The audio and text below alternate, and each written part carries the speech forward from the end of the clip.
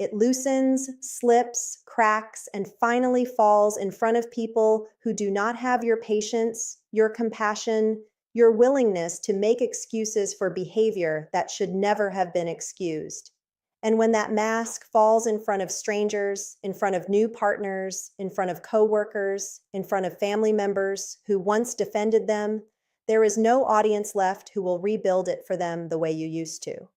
You must understand who you are dealing with. A person built on performance cannot survive without an audience that believes the performance. When you were inside the relationship, you were the mirror. You reflected back to them an image of themselves that they could not generate on their own, because internally there is very little there, only a hollow space where a self should have been, filled in with borrowed identities, rehearsed reactions, and stolen emotional language.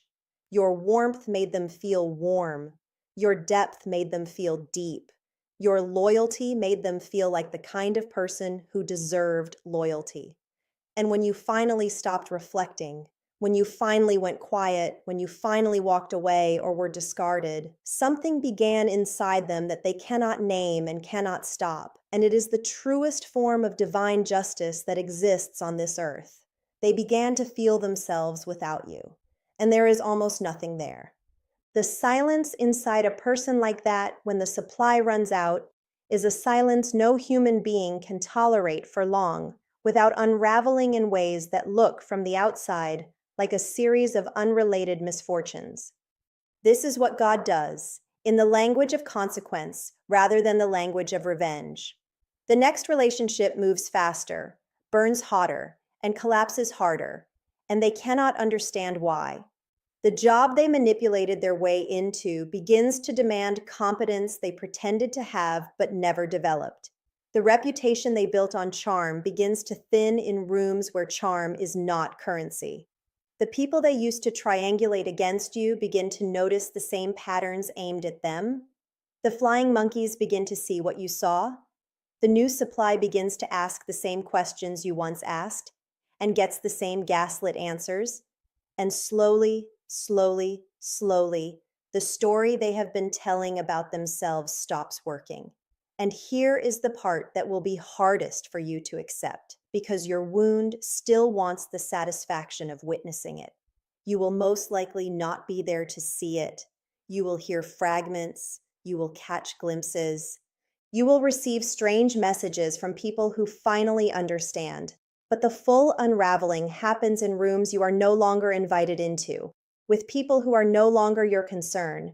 And that too is part of the justice, because watching it would tether you to them, and you were never meant to remain tethered. Understand something else, something deeper. The internal emptiness of a person who builds their identity on the destruction of others is not a temporary state. It is a permanent architecture. They will go to sleep with it. They will wake up with it. They will sit in beautiful rooms with new partners and feel nothing. They will receive applause and feel nothing. They will look at their reflection and feel a low, constant hum of dissatisfaction that no achievement, no conquest, no new target can ever fully silence.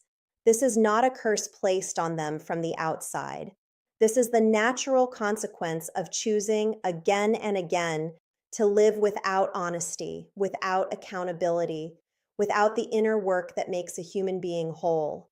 They built the prison brick by brick, and you were never the warden. You were one of the prisoners who escaped. And the moment you walked out, the door closed behind you, not behind them. They are still inside.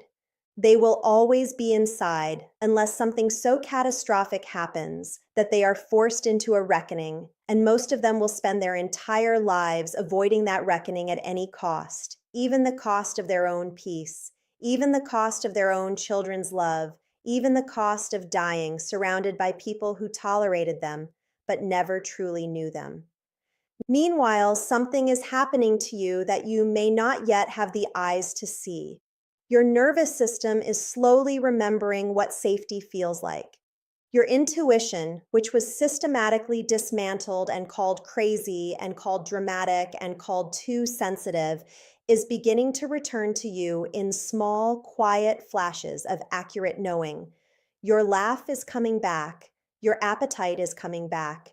Your ability to make a decision without running it through the filter of someone else's moods is coming back. You are being restored, not in a dramatic burst, but in a slow, sacred accumulation of small returns. And this restoration is the other half of the justice you have been waiting for, because while they are losing access to themselves, you are gaining access to yours.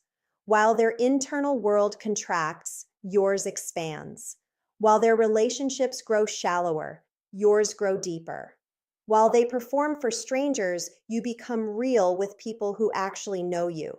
This is not a coincidence.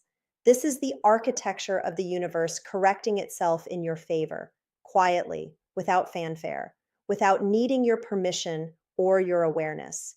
Before I take you deeper, I need you to do one more thing for yourself, because the path ahead of you is long, and the voices around you are loud, and the temptation to look back will come in waves you cannot always predict. Subscribe to this channel if you have not already, and turn on notifications, because the work of healing from this kind of harm is not a single insight. It is 1,000 small reminders delivered at the right moment. And I want to be one of those reminders for you. Think of it as planting a small flag in your own future, a way of saying to yourself, I am committed to becoming the person they could not break, the person they could not keep, the person they will one day remember with a confused ache they cannot explain. Subscribing is not about me. It is about you choosing today to surround yourself with truth instead of the familiar lies. That is a spiritual act. That is a boundary. That is the beginning of the kind of self-respect that no narcissist can ever penetrate again. Now I want to address the rage, because we have not yet given it the dignity it deserves. The rage you feel is not a flaw in your character. It is not proof that you are becoming like them. It is the sacred fire of a soul that knows it was violated, and that fire is holy, and it is information, and it is not meant to be suppressed, and it is not meant to be acted out. It is meant to be transmuted. The rage tells you where the violation occurred. The rage tells you what you will never tolerate again. The rage tells you who you are by showing you exactly what you are not. But here is what the rage must never become. It must never become the architect of your next decade. It must never become the secret engine of your scrolling, your stalking, your checking, your imagining of their downfall in detail at 3 a.m. when you should be sleeping. Because every minute you spend orchestrating their punishment in your mind is a minute they continue to occupy a home inside you rent-free. And the deepest form of justice you can deliver is to evict them completely, to make your inner world a place where they no longer have access, no longer have influence, no longer have any room to live. Clarity is the weapon, not revenge, not exposure, not even confrontation. Though there are times when those things have their place. Clarity is the weapon that ends the war permanently. Clarity is when you can speak about what happened without your voice shaking. Clarity is when you can see their next manipulation coming 3 moves in advance and feel nothing but a quiet, almost amused recognition. Clarity is when their name no longer detonates something inside you, when their photograph no longer rearranges your day, when the mutual friend who mentions them in passing no longer ruins your week.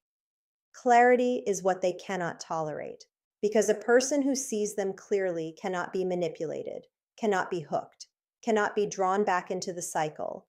And a narcissist without a hook is a narcissist deprived of the only food they know how to eat from you. Your clarity is the only thing on this earth that genuinely terrifies them, more than exposure, more than legal consequence, more than public shame, because all of those things can be spun, deflected, reframed. But your clarity cannot be touched. Your clarity is yours. Your clarity is the country they can never invade again. Boundaries, not punishment. This is the second pillar. The wounded mind wants to punish, wants to make them feel what you felt, wants to write the long letter, send the receipts, expose the lies to the people who still believe them. And I understand that hunger, and I am not here to shame it, but I am here to tell you that punishment is a contract that keeps you bound to them, and boundaries are the dissolution of that contract entirely. A boundary says, you no longer have access. A boundary says, I am not available for this conversation, this contact, this energy, this version of reality. A boundary does not require their understanding. A boundary does not require their agreement. A boundary does not require an explanation that they will only weaponize against you anyway. A boundary is a quiet, unshakable line drawn in your own life, and the moment you draw it and hold it, you have done something they cannot undo, because the one thing a narcissist cannot survive long term is irrelevance. And a boundary held without explanation is the slow administration of irrelevance, one day at a time, until they are nothing more than a chapter in a book you no longer reread. Healing, not obsession. This is the third pillar, and perhaps the most important. There will be a temptation, especially in the first year, to make your entire identity about what they did to you, to become an expert in their pathology, to read every article, watch every video, join every forum, until you can diagnose them with surgical precision. And there is a place for this learning, a real and necessary place, because understanding what happened to you is part of how the brain integrates trauma and stops looping it. But there comes a point where the learning becomes another form of staying, where the analysis becomes another form of contact, where naming what they are becomes more familiar than discovering who you are. And on the other side of that threshold, your real life is waiting, your real interests, your real friendships, your real creative work, your real spiritual life. The person you were before you ever met them, and the person you are becoming now that you have survived them, both of those people are waiting for you, and they are more interesting, more powerful, and more alive than anything that ever happened in that relationship. So let this be the truth you carry with you from this moment forward. God, life, the universe, whatever name your soul uses for the intelligence that orders all things, is not asleep, is not indifferent, is not on their side. The justice is already in motion, has been in motion since the moment they made their first choice to harm, and it will continue without your supervision, without your involvement, without your need to witness a single moment of it. Your only assignment now is to step out of the courtroom and walk into your life.